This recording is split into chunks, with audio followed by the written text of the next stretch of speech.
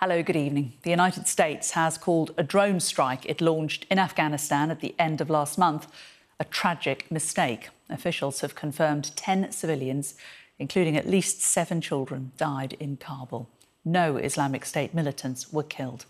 General Frank McKenzie, the head of US Central Command, says his condolences are with the family and friends of those who lost their lives.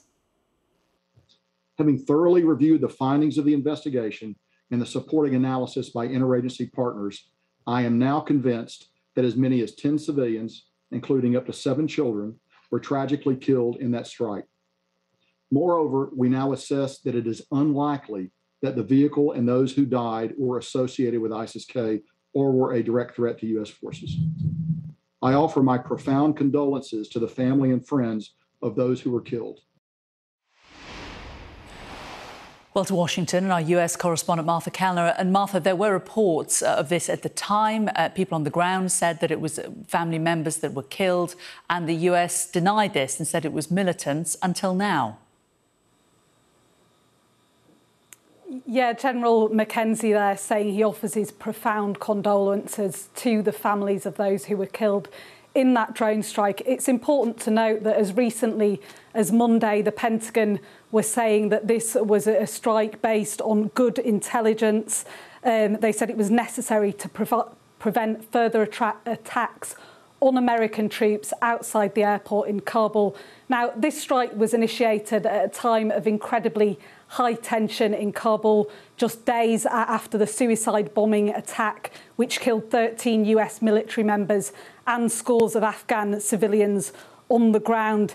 General Mark Milley, the chairman of the Joint Chief of Staffs, said in the wake of that strike that officials had very good intelligence and that it was necessary to prevent further attacks like that one that we saw outside the airport.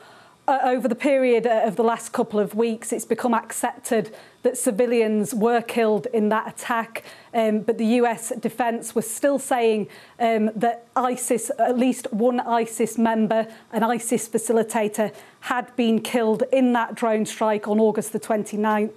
They now accept that no ISIS facilitator was killed in that drone strike, and in fact, it's accepted now that it was 10 members, all of the same family. 7 were children, 1 was a toddler. 3 adults, 3 men that were killed were also on the US visa pathway. Now accepted that this has been a failure of intelligence. It's thought that the explosives that they believed that were inside a Toyota van, a Toyota sedan van that the family were travelling in, were in fact water bottles. That's just one of what it's assumed has been a series of intelligence failings. Now, President Biden was briefed on this, on the findings of this report this morning in the White House.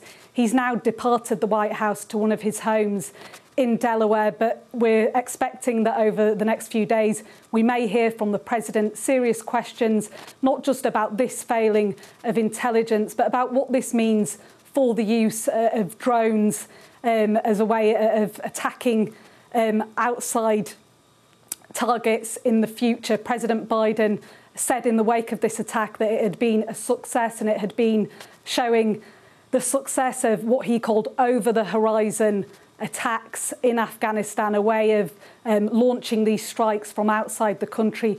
But clearly this places more questions over whether drone strikes will be used by the US in the future. This is just the latest in a line of failures of using this type of intelligence and this type of strike.